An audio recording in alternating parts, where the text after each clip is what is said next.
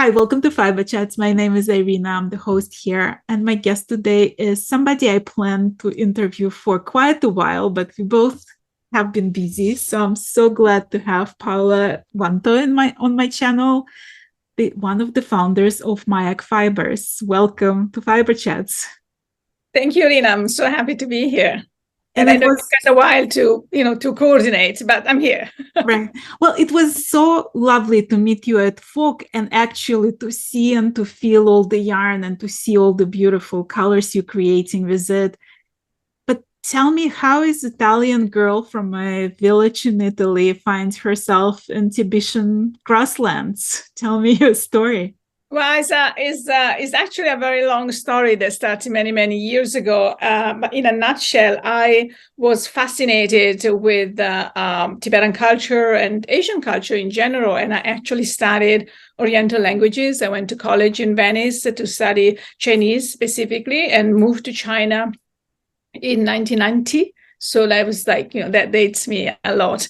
And after a few years living, working, and studying there, I had an opportunity to travel to Tibet. I fell in love with the landscape and the people, and I know I wanted to be there for much longer. So I traveled to Tibet one time, and I wanted to go back, and I had an opportunity to work here with a not-for-profit organization that was doing educational and healthcare work with the Tibetan communities. So I started working with them.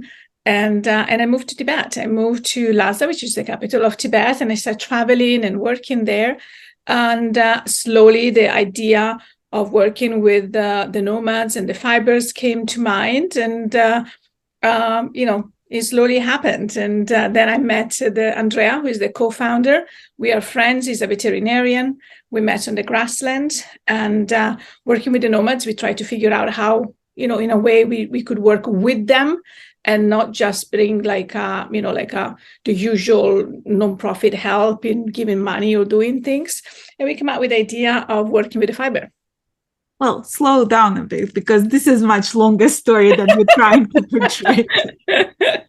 How did your parents react when you told them that you want to go to Tibet? Well, they actually, it was, when I was young, I was in college. I was in high school when I decided that I wanted to move far away. I come from a very small village in the mountain in the Dolomites in Italy. And so I'm a mountain girl. I'm used to, altitude, which also helped when I moved to Tibet. And I just had this idea of doing something that not everybody else was doing. I always, I had my big windows in the bedroom. I always see this big mountain. I always wonder what was behind those mountains. And so geography and history for me was always very interesting. And my dad had a friend who was a missionary at the time, talking many, many years ago, who had been in China. And he had retired and came back to the village, to the small town that I live in, with poetry book, a Tang poetry book that was at the time was still handwritten. And he gave it to me as a gift because it was a friend of my dad. And I looked at this. It was translated. I think he translated or somebody else translated it. And I saw all these ideograms and I thought, wow, I really need to know what they mean and how you use them and, what the interest is in this completely different language. It doesn't have an alphabet. So I said to my dad, I really would like to study it. And of course, at the time he said, no, really, it's best if you become a lawyer or a doctor. It's so much more helpful. You can have a career, social studies, whatever you want. But China is so far away. It's like, it's a different world. So I said, yeah, you're right. But that was the seed that was planted in my head. So when it was time to choose a college, I actually did not tell them. I didn't tell my parents. And I went to visit some friends that were in Venice, in a college in Venice, a couple of years ahead of me. And I enrolled. I just went and enrolled. I had my own money to, pay for the registration fee. And I went home and I said, I chose, I'm going to Venice to study Chinese. And, there was a moment of panic. And but my dad was always very proud and very he knew that I was always very strong-minded, and would have not made me choose anything else. So he said, okay, it's fine, as long as you promise you're never going to China. So, because it's, scary, like, a little place in China is so far away. And I said, sure, of course, I promised anything. At that time, I would just say anything just to get the permission to go. And of course, I broke my promise just a year later when I traveled to China. Well, have you looked at that book again? And like, once you learned Chinese, was it like different experience to read it? I remember actually the first year in college, I still had the book, and then somehow, we moved away. My dad passed away, and I could not find it anymore. So it's funny you mentioned that, because I'm going back for the summer, and my sister told me that a lot of my books are still, packed away. So, I would like to try to see if I can find it again, because I remember I have this image of this little book. But I remember spending hours and hours learning the ideogram. That's the only way to do it, like a track, trait after trait and sign after sign. And the more I was learning, the more I was interested and the more I wanted to go. And until I finally managed to go. And then once I was there, I never really looked back. Well, you mentioned the big mountains in your window. When you came to Tibet, was it like similar mountain? Was it completely different? They were much higher, for sure. The altitude is different. I don't know much in feet, but I live in Italy. The place where I live is like 1,000 meters above sea level, and the mountain above is around 2,000. In Tibet, where I was staying, just the base was 3,500. So it's much higher. So a lot of people have problem in breathing. And I was really lucky. I never had altitude problem. I could go much higher.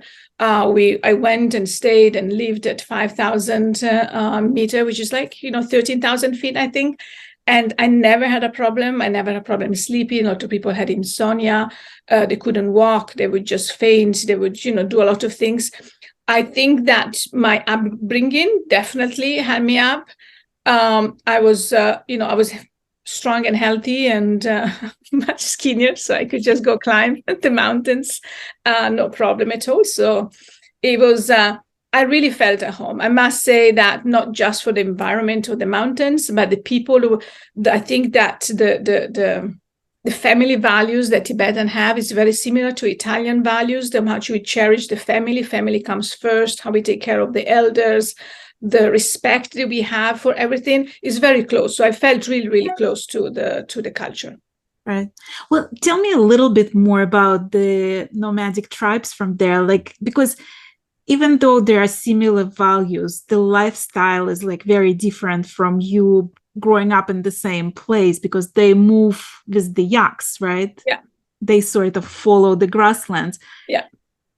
So Tibetans are, different. They are farmers and they are nomads, and people that live, people that live in the city, in urban area. They are big cities, big urban areas as well.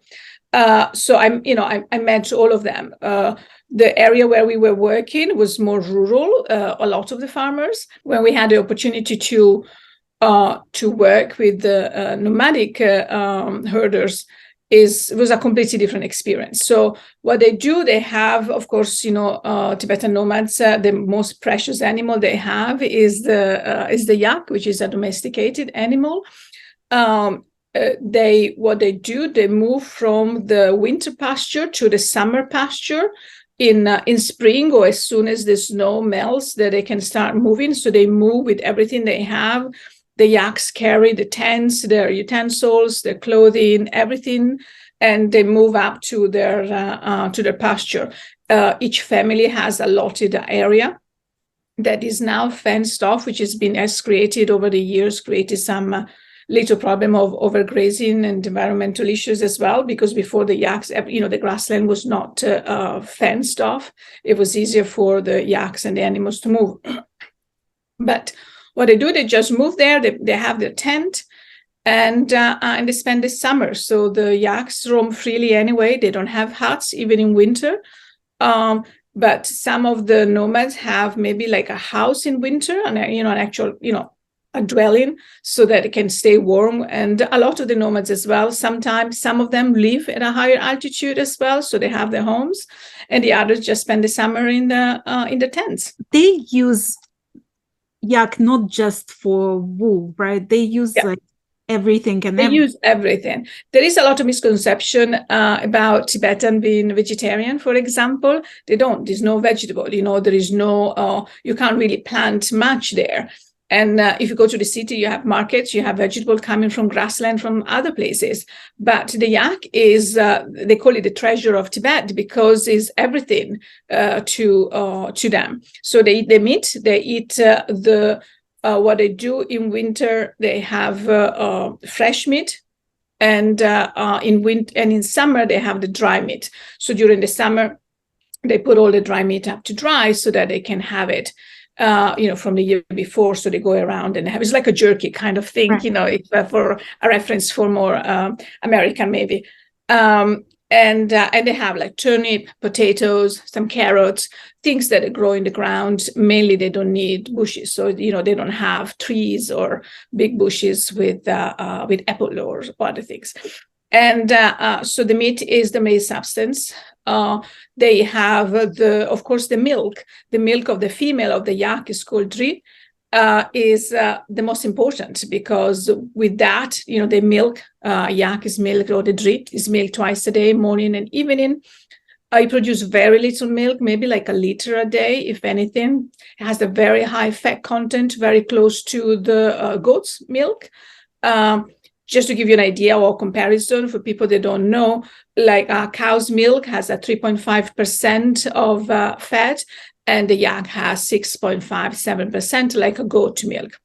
So what they do, they separate the milk when, after they milk it, they separate it with a little machine to have the cream and the rest.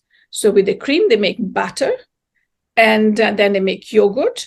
And then they make also like a hard cheese, which is called chura, in little blocks, and they've all little flax or little bowls or something. So the yak produce all of that. Of course, they have the hair traditionally is used to wave door tents. So the tents that you traditionally see, unfortunately nowadays, is not as much because they buy the cheaper plasticky tents that are coming from mainland China, so you can see like more colorful or blue tent. But traditionally they were weaving those one as well. Some of the clothing was done with that. And the yak dung is what is used for fuel. There is no wood to burn a stove, so they use the yak dung, which the women go out every morning, they collect it, they mix it with earth and grass, they spread it, and they make like sort of like cakes. Right. Sometimes they attach them to the side of the wall if they have a wall, if not, it's spread, and then it becomes that, and it burns, and it's very environmentally friendly. Right.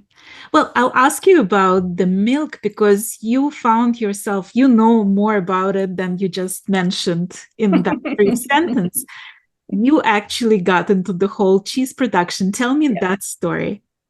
Wow, that's that was always say like in a nutshell, but it's another long story. That's really how I came to work with this community of nomads.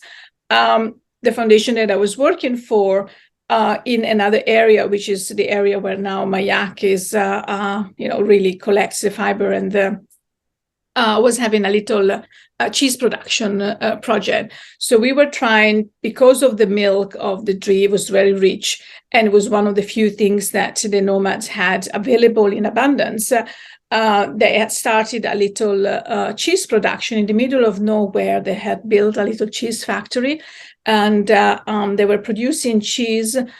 The idea was that the sale of the cheese would bring income generation for a local school that was run by a senior monk, a Tibetan monk. And so the project has started. They were doing different trials, and they had a cheesemaker from Nepal. They were training the local Tibetans, but unfortunately, the quality of the cheese was not very good. And it was already, on top of all of the challenges of trying to build a cheese factory in the middle of nowhere, build all these big vats and warm the milk with yak dung. Everything, that was like, think about a challenge, like 10 times fold, it's like, it's really complicated. But the quality, and they put all their heart and their passion on it, but the quality was not that good. So the foundation at that point called me. I was working in central Tibet and in the other area. And they asked me if I could talk over the project because I was Italian and for sure I knew about cheese. Well, did you? And I said, I love cheese. I love eating cheese. I don't even know how this make. I have no idea. And but I took on the challenge, like I always do. You just give me a challenge and I just go with it. It doesn't matter if I don't know anything. I will learn everything that needs to be learned in until I get it. That was my. I'm very stubborn about everything. So I think that's one of the traits that kept Myak going as well. And, we're achieving what we do besides the friendship with Andrea. Anyway, so I went to Italy, they had this Slow Food Foundation at the time, which is now is really big, but at the time it just started. And because of the idea of the slow movement, the ethical, the sustainability of it. So I took a piece of this really bad cheese, which I think like stunk my luggage forever. And, so I went to them and I said, look, I have a beautiful story. I have these beautiful photos I can show you, and I have a really bad quality cheese. Can you help? And they said yes. So we became partners, the foundation and the monk that was running the cheese project. So I went back the summer with 2 Italian cheesemakers. We spent the summer in, at this, that was the 5,000 meters level in this little cheese factory, living in, I was living in the house. They had built a house near the cheese factory, and some of them were really intense. Learning how to make cheese, translating from the Italian who didn't speak English to the Tibetan, between Tibetan and Chinese, making myself understood there. And teaching them, bit by bit, and then explaining to the nomads how important the health of the animal was, the hygiene of the milk. Sometimes we have to reject the milk because it was not clean enough. It's clean enough for their use, but not, you would have. And then when you put like more milk of different nomads together, if it wasn't tested on arrival, if it was one bad milk, it would have destroyed the entire thing of the morning. So. And so, I was visiting different families, and you can imagine this is a little place in the middle of nowhere. I'm the only foreigner with these 2 Italian cheesemakers that, they loved it. They were also from mountains in Italy. And this, but, I'm also one of the few female, the women are very important in Tibet. They do all the milking, but they were not doing business or activities or anything like that. And so you have all of these nomads who were coming in the morning by motorcycles or by horse or by walking. They were bringing down the milk. So every morning was that, and every evening was that. And then you start making warming the milk and putting whatever needs to be put in the cheese to make the cheese, and then the curd, cut the curd. It was hours and hours just to make one small production. And it's not something that you see immediately, because then the cheese has to be, washed and dried, and months and months and months, sometimes, even 6 months or 7 months, even a year to get the idea. We were making this big cheese. It was like a pecorino cheese kind of thing that could last for transportation as well. And I was like, oh my God, I have the new appreciation for cheese, because you just go to the shop, you buy it, you eat it, and you don't think how much work is gone into it, especially, warming those vat. I remember with the yak dung was the funniest things, because they were shouting to somebody who was behind the place and say more, and then somebody has to shower yak dung in it to make the temperature rise, and the temperature rises at a different level at high altitude, so it's much more difficult. So it was a lot of complication, but we did it. And we did it, and the cheese was great. And, the year after, another cheesemaker came. And at that point, we decided that we really needed help with the veterinarian aspect of the production to ensure that the nomads really understood better. Of course, they had all traditional ways of doing it, but we wanted to make sure that, also to meet all the international standards and to bring this cheese to Italy, which we did at different shows. And I came with all the monks and the cheesemaker. I had beautiful shows in Italy with the cheese, and everybody was crazy about it. So we selected a veterinarian, in this case was Andrea Dominici. And he came to Tibet, and we ran some veterinarian training for the nomads, and we trained some veterinarian that could use both Western and local medicinal herbs to help with the yaks. And it was really, the story goes, there was during one of these walks with Andrea, we were going to try to interview some of the nomads to try to figure out what else we could do or how else we could collaborate with them, not much help them, but just really figuring out what, things were changing so quickly. A lot of the nomads were losing their lifestyle and traditional lifestyle because they had to resettle they were asked to move away from the grassland to resettle in villages. They were losing their homes, they were losing their animals, they were losing their land. So we saw the urgency of the situation.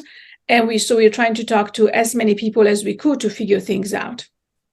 And it was just during one of those beautiful walks that we saw this boy coming towards us from across the river, and he was holding a little yak in his arms.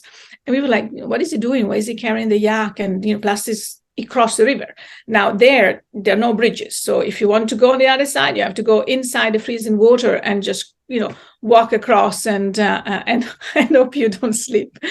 So anyway, he came across and he said he had heard there was a veterinarian on the grassland, and his yak was sick. So Andrea immediately put on his gloves and start rummaging on the underbelly, on the coat of this yak, and he said that the yak had parasites, and it was easily resolved with the medicine, and he actually had the medicine back at the cheese factory, or the cheese place, whatever you want to call it.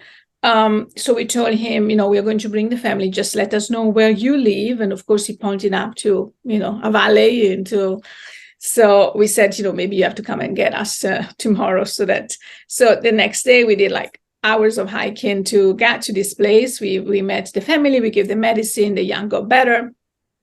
And we started talking with them. And we said, what else beside the milk? Because that was one of the family that was bringing the milk to the factory. And they said the only things that we had is the fiber. And Andrea, while he was checking this little yak, did say that the fiber, the undercoat was really, really soft. He never touched it. You don't go around touching yaks unless it's not that you're like, hey, little dog or something. And I remember him saying, you don't want to touch, and I said, no, you just said you have parasites. I'm not touching the animal with parasites. So we start talking with his family. And they said the only other things we have is the yak fiber. We sell the yak fiber to middlemen and very, very cheaply because it's kind of a coarse, rough fiber. But Andrea said, but I felt it was very soft. And the nomad said, yeah, that's the undercoat of the younger yaks is much softer. And now the yak shed naturally. So every spring, they just lose their coat completely. So sometimes you see these yak with patches that they look like old or dirt or something, but it's because they just lose the hair. The hair naturally detaches itself and it grows back again in spring.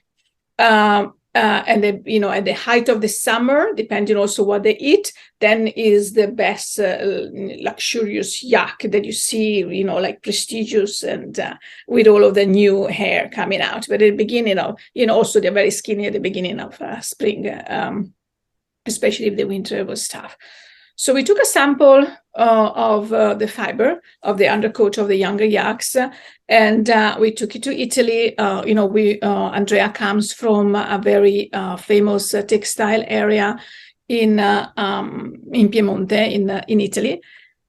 And we figured that the baby yak that we had brought, the technician said was as good, if not better, than the cashmere that he had. I think he had an Afghan cashmere on the with him. And he said, if this is what you have, do something with it because it's beautiful fiber. Now, well, let me ask you something. Yeah, sure. Like, did you have any experience with fiber at that point? No, nothing. I mean, the only, I didn't even, I remember I was knitting when I was young and I had some yarn, but, I don't remember good fiber. I think, when you were younger, you have more like on acrylic things. So even it was wool or something. We had no idea. Neither about fiber or textile or anything. He was a veterinarian and I was a not-for-profit person, meaning that I knew more about Tibetan medicine and the childcare education than fiber for sure. So that I think that's what makes going back to us being stubborn, and Andrea is very stubborn as well. When we have something in mind and we go for it. But I don't think we were really thinking at the time. If we look back and say, what were you doing? It was crazy. I think it was really, we moved forward with our hearts, not thinking at all. I think if we go back now thinking like, wow, was really the smartest things to do? No. Was that the most passionate things that we ever did? Yes. And, that's why we had a lot of obstacles and a lot of challenges because, we were not coming from that world. So we have to learn a lot ourselves. Well, when you first brought that yak down for the analysis, right? What was your idea? Like, did you imagine that you're going to start spinning yarn and selling yarn? Like, what was your plan what were you thinking to do with it? Well, as I said, because Andrea was coming from this famous textile area, and I had quite a few friends that worked in fashion. So we start thinking, what can we do with this fiber? What can we do that is not done, that nobody else is doing? Of course, we all love a nice cashmere wrap or, like a nice sweater. And we thought, why don't we do something with the fiber? We start meeting with, Andrea actually did, with different spinners and different mills in Italy that helped us a lot at the beginning, explaining how it would work.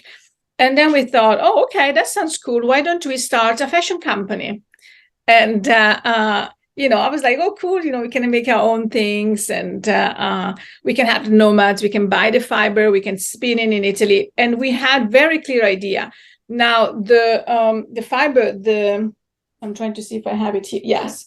So most of the yaks are dark chocolate. So this is the dark brown. This is the natural color of the yaks. And so this is the color that we had.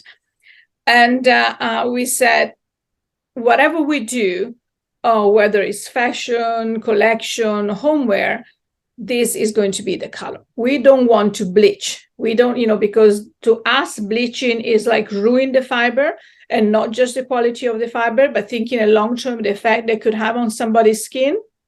And also the environmental concern that we had. So, we had this big idea, no idea what we were doing, and these very big ideals and high standards that we set to ourselves, that everybody was saying, it's too much. You have to lower your standards. You have to compromise. And we say, no, we'd rather not do it than compromise what we believe in. And so we had, and we spun this, the baby yak, very thin. And now the yak fiber is a very short fiber, so it breaks easily if it's not spun properly. And it was only maybe, very few spinning mills in Italy that could do it. And this is the reason why at the time you could not find 100% yak. We search and search, you could not find 100% yak on the market. Everything was mixed. Cashmere and yak, merino and yak, and other things, and the percentage of the yak was very low because also they use the adult fibers, so it was coarser. So, we knew we didn't want to bleach it. We knew we could probably try and over dye it,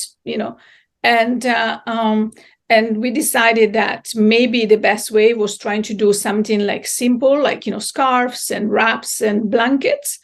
And that's how we started. So, the first production of things we did was on what we call slow fashion, which at the time was not really understood by many. Right.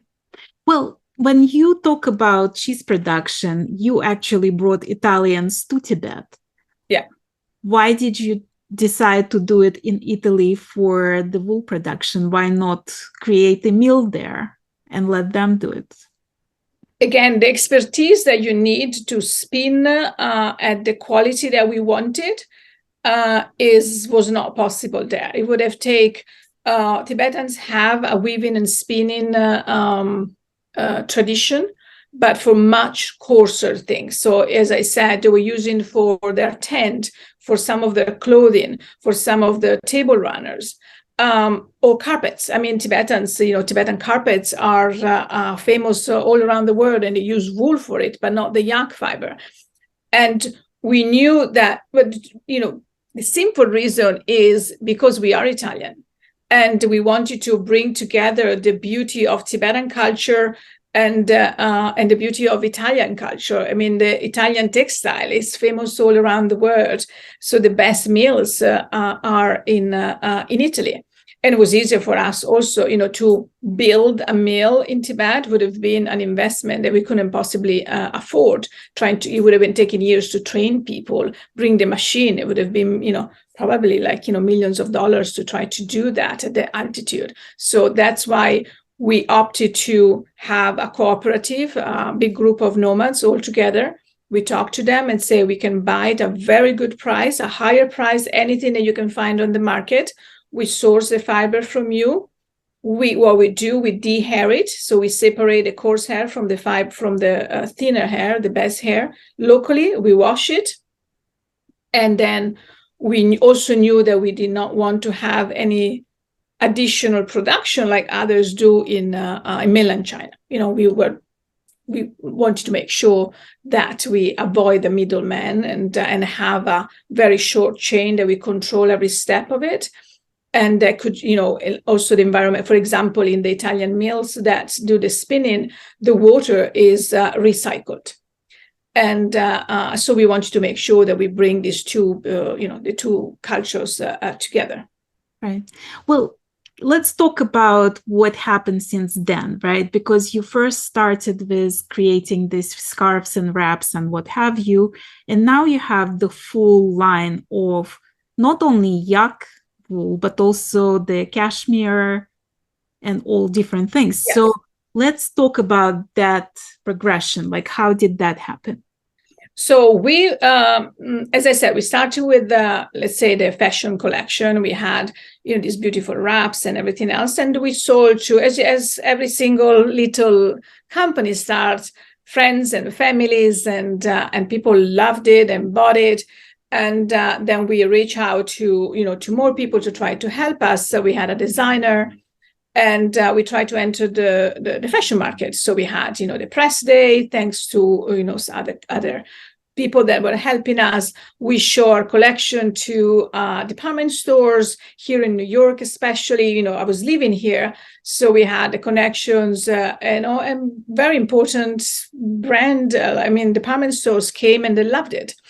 But what they were saying is, one is the color, brown is not, that was not in those days, like as much as people appreciate it now. And they were saying it's fine, but if we get this collection, what is the next collection?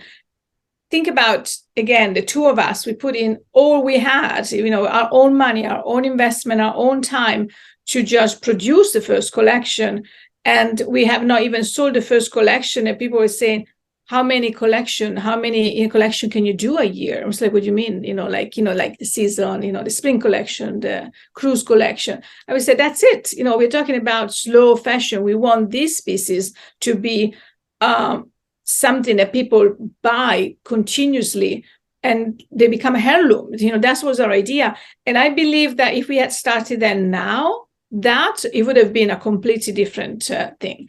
But slow fashion was not in.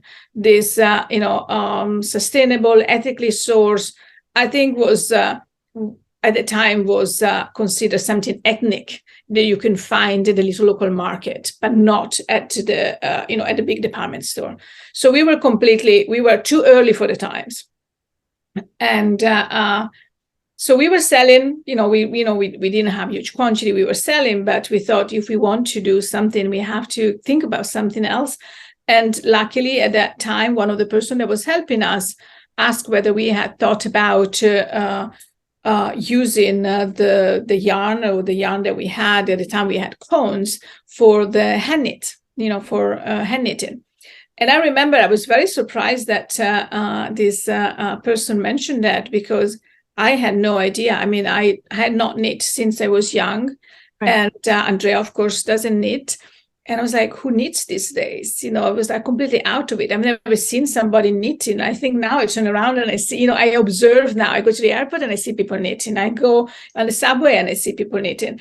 But those days I was not even looking. I thought, like, okay, what, a blanket or something. And the person said, well, try. So we gave some of the yarn that was in cone to some friends, some of my friends' moms. And they all loved it. They said, oh my God, it's so cool. It becomes so soft, it's like after you wash it. And I think in Italy at the time, nobody was blocking and washing, like, what do you want me to do with it?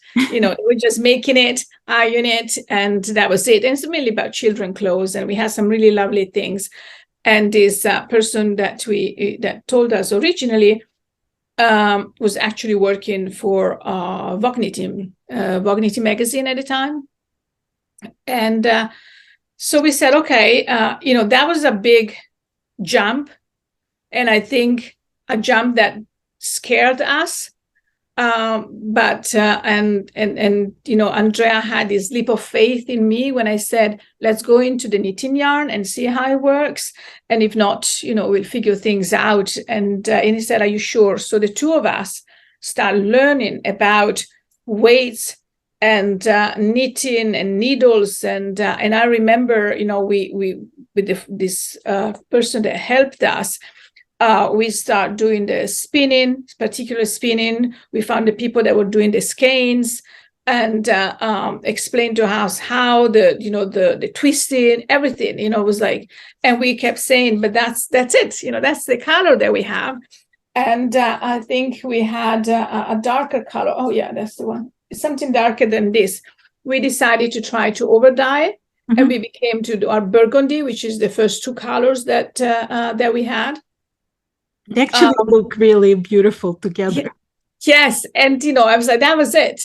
And I remember, printing the labels, doing it manually, printing on the printer at home, and have these little skeins with the labels. And I was like, with the glue, one by one. And we said, okay. And this always this friend of ours said, there is a show in New York called Vogue Knitting Live. Why don't you try to apply? And we applied, we got in. That was 2013. So that was our first show. We very, very nervous. That's what we had. Basically, we had whatever quantity that we had in the lace weight and the medium weight. And we have some chunky, like some chunkier weight as well. And so we came with our bags and a couple of friends helping us. My husband was coming to help us. And we put up our little booth, and it was all brown because that's what we had. And, we had more little Tibetan flags. So it was really more, in a way, it was a little bit ethnic, And I remember going in the first day when we had to set up, and I almost cried because I thought, what are we doing? We only have two colors. I could see all of these, these other boots with those, hundreds and hundreds of skeins hanging, and there was all these bright colors and speckles and God knows what, and things that actually ribbons. And I was like, well, what is that? And I'm like, oh my God, and a little bit earlier than that, I had started knitting again because I needed to try, and also because I was pregnant, and so that's why when I started knitting anyway. And but then we had our booth. We were there with a little table, and not knowing what to say or what to do, and it was good. I mean, we saw people and they were coming. We were telling them the story. We had pictures up, and I think we spent more time telling them about the story than anything else. And we start selling. And I think we sold out, and people were coming and they're saying, oh, you're the chocolate booth. You're the chocolate booth. You're the calm booth in this crazy floor. And then we thought, okay, maybe we do have something. And, and then a couple of designers start coming, and we ask, we start asking all of the other people. We had a neighbor at the time. The first neighbor that we had actually was Takako from Habu Textile, the loveliest lady in the world, that told me, she said, these are the shows you have to go to. This is the people you need to talk to. And she introduced me to a couple of people, and she said, you have to go to this big trade show called TNNA. So off we went in June, and we just packed our stuff. My husband, of course, Andrea went back to Italy, and we packed our little Fiat 500, which is a tiny little car. I was, I think, 6 months pregnant, and we packed the car. We went to our first trade show, and my husband was bringing me like food and water. It was my birthday, I remember, so I had these beautiful flowers in the booth. I think we have pictures. And I said, okay, here we are. And the stores start coming. And the first person actually that believed in us is Kristen Ford from Woolfolk. She was working for Shibuya, I think, at the time. And she came and she said, I want this yarn. I want to knit with it. Keep going. You're going to be successful. And the day after, she came and introduced me to Julie Hoover. So, and Julie, we became friends, and she's the first designer who did that. Then Michelle Wang came along, and then Olga, Buraya Kefelian, one after the others.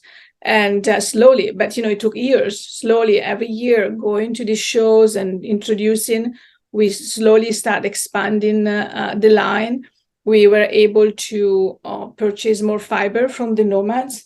We start having like the lighter colors as well. So these are the 3 bays that we have, which of course every year are different. Brown is brownish, sometimes it's darker. And then is the desert. And this is the oatmeal that, last year was really, really white. So these are the 3 bays, and we start slowly increasing the colors that we have. Well, when I listened to Andrea speak, he talks a lot about sustainability of grasslands, about why the cashmere goats from Tibet are much more friendly for the environment than other types of cashmere goats, because they live on much higher elevations in the Rocky Mountains and they don't damage the grasslands. How do you see this company growing? Because you growing, like you in every show, everybody knows Myak fiber now. Everybody. I wish. I don't know if that's true, but we are still very little. I'm pretty sure. And you have so many collaborations with different designers now. You have great fan base out there. Is there like a limit to your growth just because of how much wool you can buy, how much raw materials you can buy to keep it sustainable? To keep it, I mean, we definitely have more fiber. We could, if we were to grow more, we could produce more. And so every year we are really very careful to trying to purchase what we can and what we know we can control.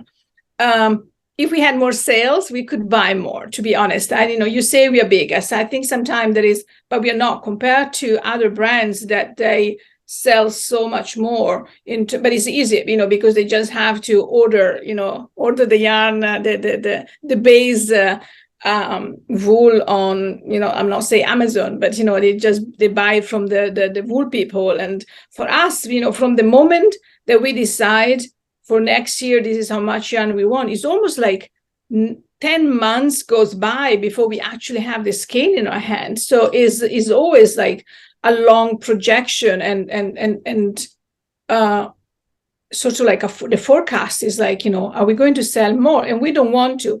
We cannot say, oh yeah, next year we're going to double our production because we think we're going to grow that fast, and we are not. So we just slowly increasing it. Of course, the number of yaks is not a problem at all. The number of the herds of sheep is not a problem at all. What we do keep very small is our cashmere. So the cashmere, that's why the cashmere is very, in a way, is more prestigious, because the quality of the cashmere is a much better, like nothing you find it doesn't peel. And again, that is because of the way we produce it as well. I mean, the dehairing that we do in the baby yak and the cashmere is one of the reasons why our fiber don't peel. Of course, the cashmere is a very expensive fiber to start with. So a lot of the people, they tend to leave as much, when you buy the gross fiber, let's say you buy a kilo. And if of that kilo of the, which is unspun and unfinished, you have to give away 70% because it's not long enough, it's not the most precious one. Of course, a lot of the people, they don't do anything else. It's a waste. But you pay for 100 kilo and you only get, let's say, 25 kilos. So people say, well, let's put in the shorter one. In the mix, it will be better. So that, let's say they take 50%. Of course, what happens in that skein or in that bowl, you see the halo of this little hair that makes the bowl look, like here you have all of those little things. It's like, ooh, this is so soft. But once you knit with it and then you wear it, that's when the peeling starts, because those are the short hair that will come out. And, right. Especially in the friction, especially in your underarms or where you have your pocket. So if you put a jacket on. So we made the conscious decision of avoiding that to start with. So the dehairing takes care of that. But what we, for us, of course, talking about sustainability, we don't just waste whatever we don't use. We will give it back to the nomads who use it, reuse whatever is not the best fiber. They use it for mattresses, for the monasteries. They use it sometimes, they do some felting. They use it for other things as well. So nothing goes to waste. And again, we recycle the water as well in case we do the coloring. So, but what we say about the cashmere is because the Tibetan goats, they are local goats, have never been crossbred with other goats to produce more cashmere, like it happens in Mongolia, in Afghanistan, in Kashmir, in China, anywhere, because the demand for cashmere is massive. And if you think about it, you go to whatever brand you can get a pullover, like a sweater, a cashmere sweater for $50. What kind of quality could that be? But it's fine. I mean, if it's not everybody can buy and afford the quality, but it will not last as long. But our goat, as Andrea was saying, and he's trying to explain, is that the goat is a selective grazer. They don't just eat anything, like, the yak just goes and they eat anything they want. But the goat just, they're trying to eat here and there, and they only eat certain things. So if you put them on the grassland, that's why there's a lot of Mongolia again, and have a lot of desertification. Mm-hmm. And the goats that we have are mainly on rocky areas. So they're not on the grassland, so they cannot destroy the grassland. And that's why we say the production is smaller, and they have not been crossbred. And the fiber they produce is very precious, but we don't have huge quantity. We don't do tons of cashmere production, and this is also the reason why our retailers, only few of them have the cashmere, because we need to work with people that understand the story behind.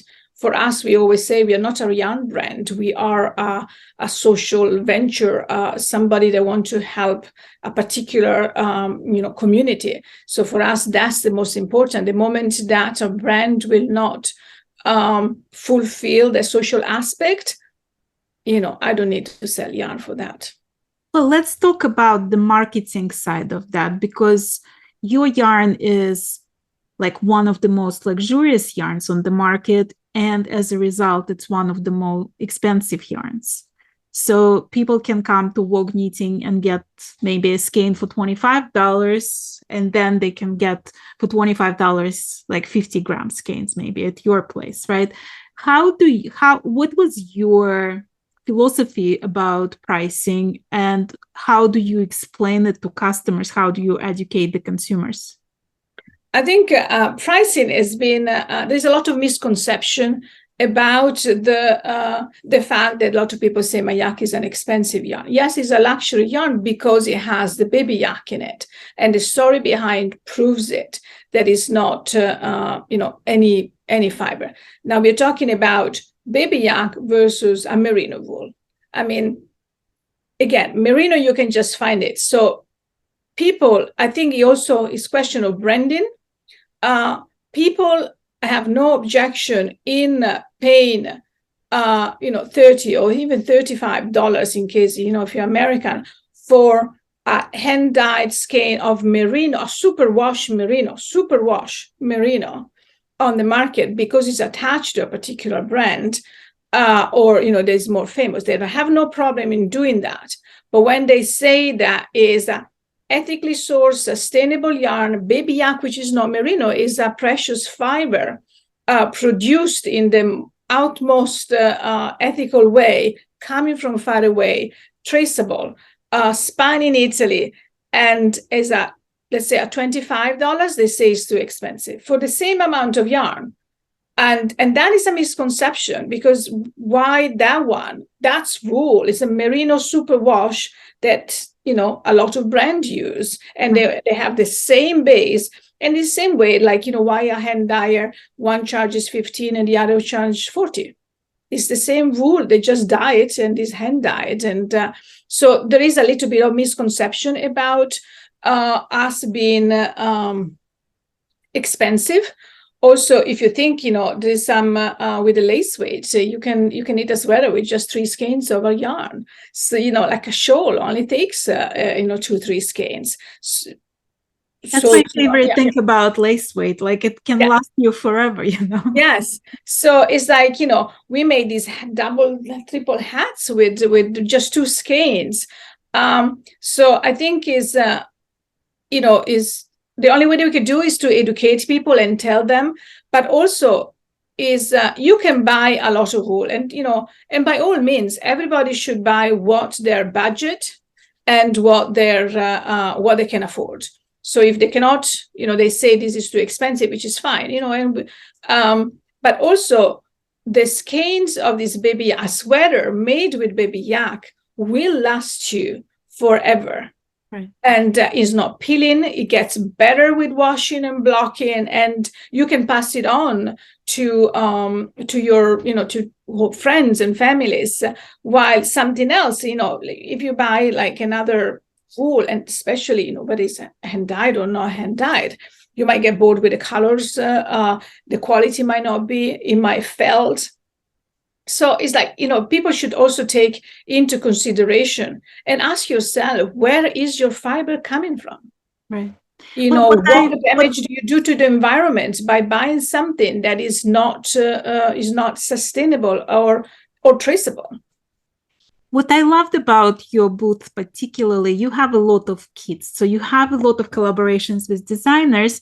And that makes it easier, because like if you just come to the booth and you just overwhelmed by different colors and different weights and everything, right? It's hard for you to choose something. You offer a lot of like head designs, mittens, so people can see already like something made, they can envision it, right? So you make it very easy. Tell me about your work with designers. Like, what do you like about collaborations? Oh, I mean, I think I'm still to be honest, we are still flabbergasted the fact that so many designers want to work with us. And like probably every brand at the beginning, you ask a few and say, can you do something? Can you please do something?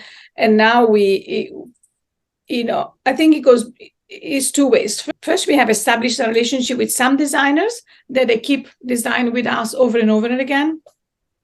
And, again, designers like Julie Hoover or Kirsten Kapoor, Olga Buraya-Kefelian, Isabel Kramer, Melanie Berg, all of this, they are Joji Locatelli, and all beautiful, wonderful designers that keep coming back, once in a while, and they ask, oh, look, I have seen a new base, or do you want to see a new colors? Sometimes we reach out as well, saying, have you seen the latest, the latest color? Would you like to taste it or something?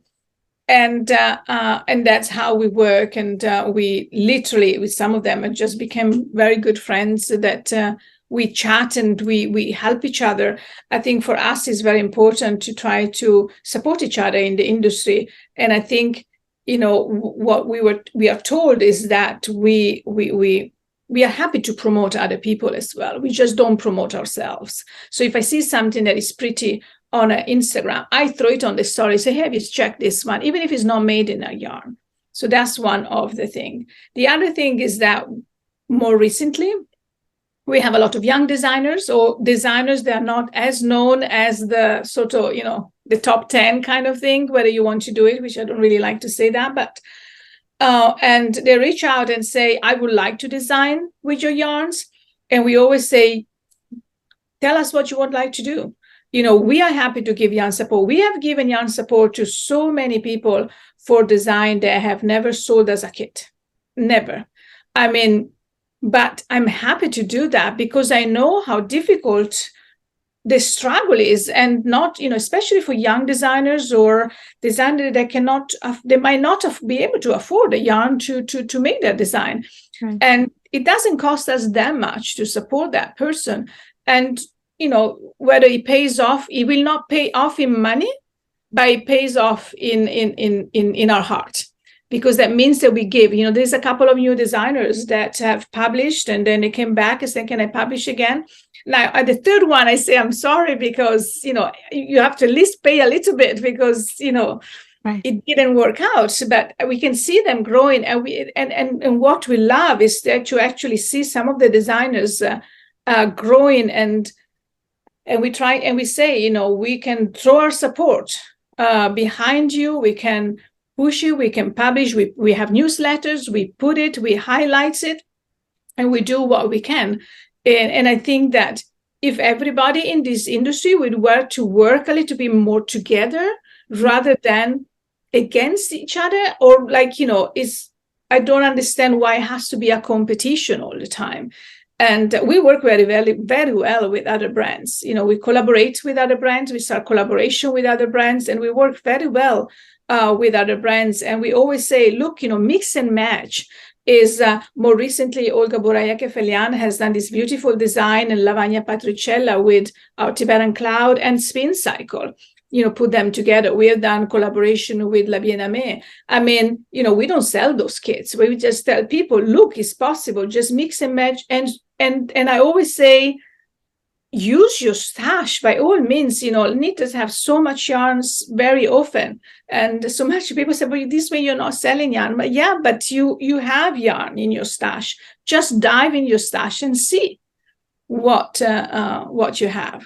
Well, another thing that I love about what you're doing, and recently you did it with Fiberchats star Rosa Cardinale, Dario Tubiana. Yeah.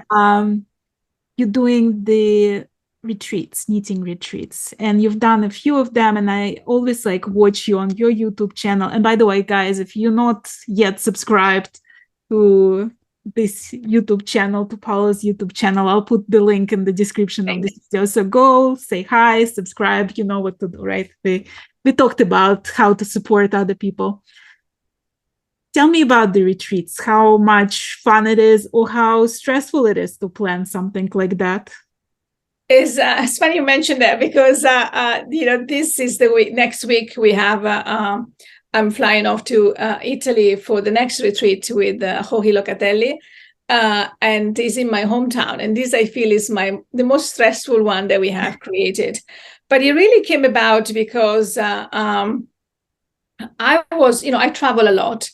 And I do enjoy traveling, and I was posting about it on my Instagram and some on my Myak Instagram. And I was posting, I've been here, I've been there, and more followers saying, "Oh, what restaurant and where was it? What did you do?"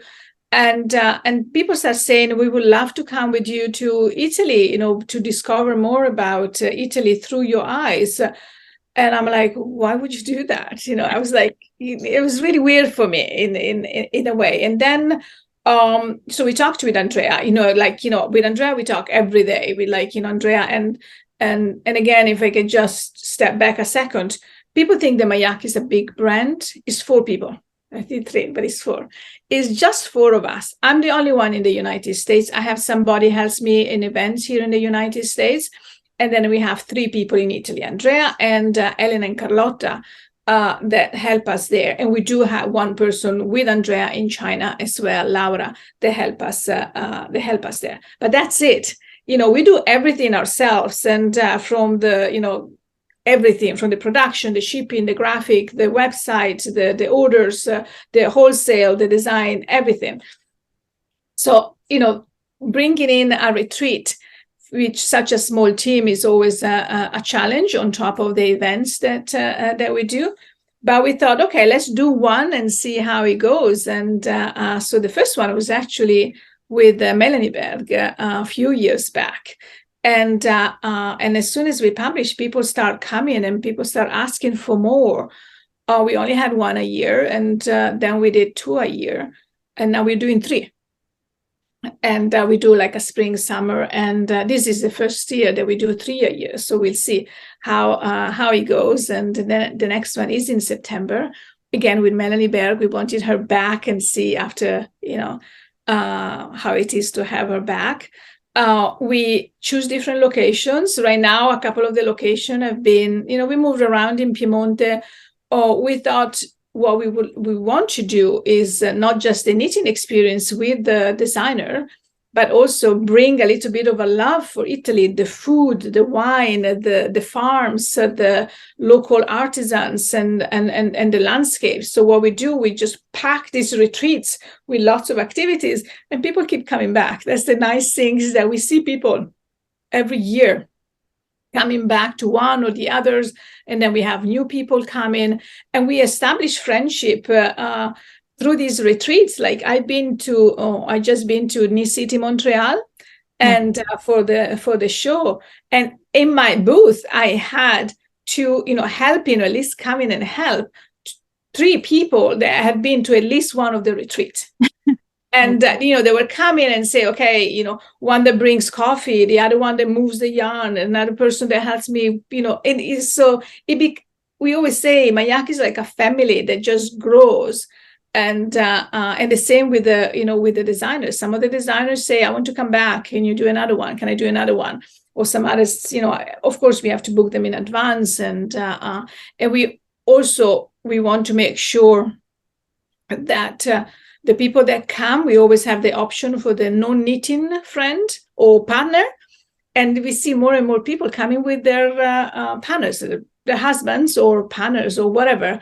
And last year, the last one we had, actually some of the husbands were there, but were not in the retreat. They were just staying somewhere else.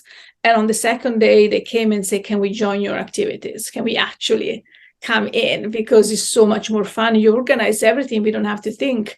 And whether it's the wine tasting, the cooking class, or, in Venice, we had the seeing how the glass is made, or we go on a special boat, or things like that. So it's it's my absolute dream to join you one day, because besides my love for Italy, and like if I ever could just pick a place to live, Italy would be that probably.